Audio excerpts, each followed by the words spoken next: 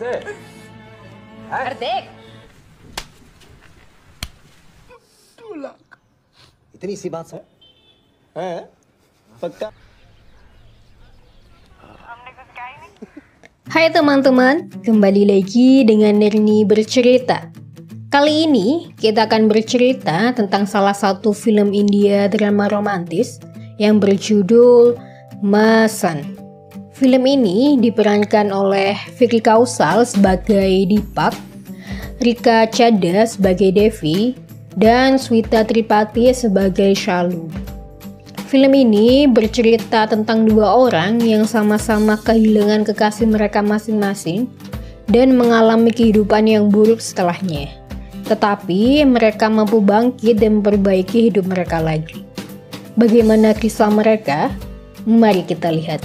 Sebelum kita lanjut, jangan lupa like, komen, dan subscribe ya. Selamat menikmati.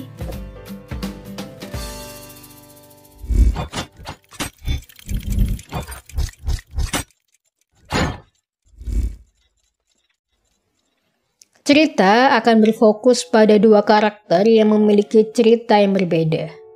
Cerita dibuka oleh karakter pertama yang bernama Devi. Dia seorang pelatih di pusat pelatihan komputer.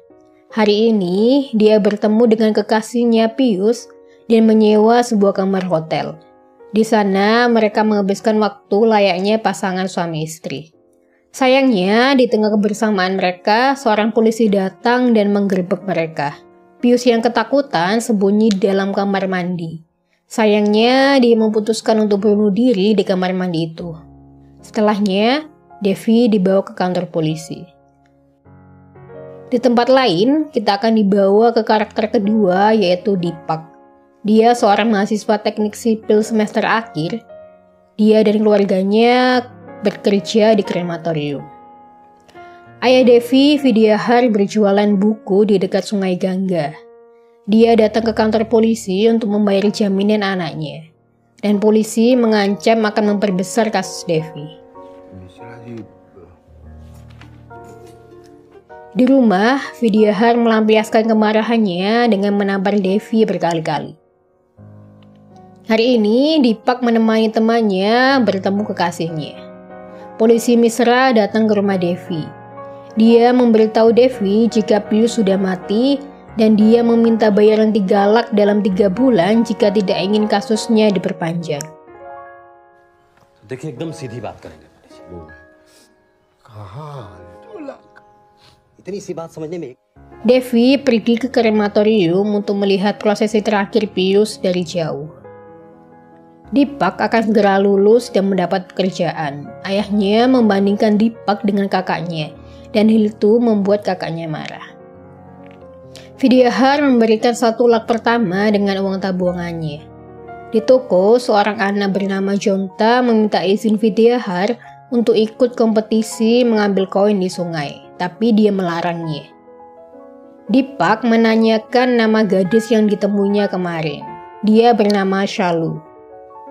Vidyahar merasa tertarik dengan kompetisi mengambil koin itu. Orang-orang bertaruh untuk masing-masing anak dan akan mendapat keuntungan. Devi terus dihina bosnya karena kejadian kemarin, dan karena itu dia memutuskan keluar dari pekerjaannya. Hari ini perayaan Puja Durga. Di perayaan itu, Deepak terus memperhatikan Shalu, dan Shalu pun demikian. Mereka juga sering berkomunikasi melalui Facebook. Vidyahar membawa Devi ke temannya dan menyuruhnya bekerja di sana dengan gaji yang kecil. Hari ini, Shalu dan Deepak pergi berdua. Mereka mengobrol banyak hal. Shalu bercerita jika dia sangat suka puisi. Devi mulai bekerja, tapi salah satu karyawan berusaha menggodanya. Vidyahar mengizinkan Jonta untuk ikut kompetisi ambil koin, dan ternyata dia menang. Devi berusaha mencari tahu alamat rumah Pius. Deepak mulai sering mengobrol dengan Shalu dan dia membacakan puisi untuk Deepak. Di kantor, Devi kembali digoda karyawan itu dan dia memutuskan untuk keluar.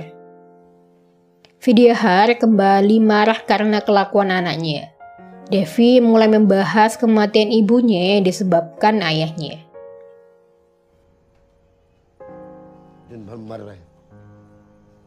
Deepak merekam suara Shalu untuk hadiah ulang tahunnya. Temannya mengingatkan tentang kasta mereka yang berbeda dan memintanya memberitahu Shalu. Deepak segera pergi menemui Shalu. Mereka menghabiskan waktu berdua. Shalu bertanya tentang tempat tinggal Deepak, tapi dia tidak mengatakannya. Mereka pergi ke Danau Sangham. Shalu juga mengajak Deepak untuk ikut ziarah dengannya dan keluarganya beberapa hari ke depan. Shalu menunjukkan sebuah cincin yang dia pakai dan pada akhirnya mereka berciuman. Saat mereka pulang, Shalu kembali menanyakan alamat Deepak. Deepak memberitahu dan dia marah karena alamat rumahnya menandakan kastanya yang berbeda dengan Shalu. Hari ini Devi mendapat panggilan kerja di stasiun kereta. Dia mendapat rekan kerja yang baik dan cukup sopan. Shalu pergi untuk berziarah dengan bus. Dia menelpon Deepak dan meminta maaf. Dia mengatakan dia siap untuk lari jika orang tuanya tidak merestui dan meminta Deepak untuk segera bekerja. Mengetahui hal itu, Deepak semakin semangat dalam kuliahnya. Hari ini krematorium sedang ramai. Deepak mendapat satu jenazah. Dia menyadari bahwa mayat itu adalah mayat Shalu. Ternyata bus Shalu mengalami kecelakaan dan tidak ada yang selamat.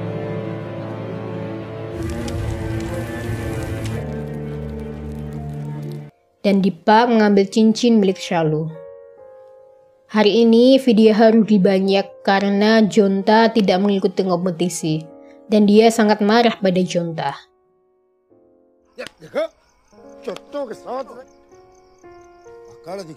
Setelah beberapa hari, Deepak masih saja sedih karena kematian Shalu.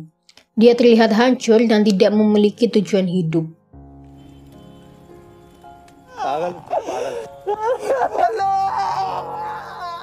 Vidya masih belum bisa melunasi utangnya pada polisi Misra, dan dia meminta kelonggaran waktu.